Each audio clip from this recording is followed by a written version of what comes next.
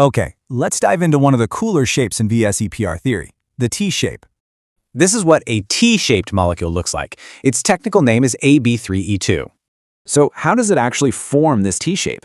It's a little counterintuitive, so let's dig in. Our go-to example for this is going to be chlorine trifluoride, or ClF3.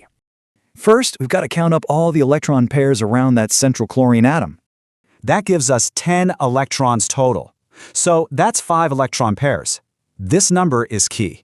5 pairs always, and I mean always, start with a trigonal bipyramidal electron geometry.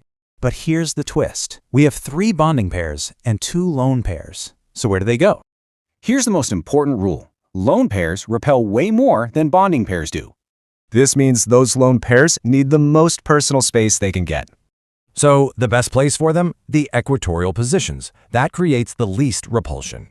And there you have it. The lone pairs take up 2 of the 3 equatorial spots. Now for the big reveal, the final molecular shape. It only cares about where the atoms are.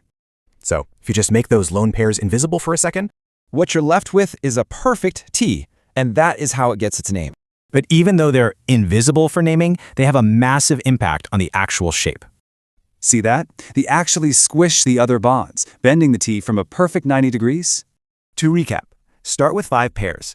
The 2 lone pairs take the best spots, leaving the atoms in a T-shape. So now you've got the logic. What shape do you think you'd get with just 1 lone pair?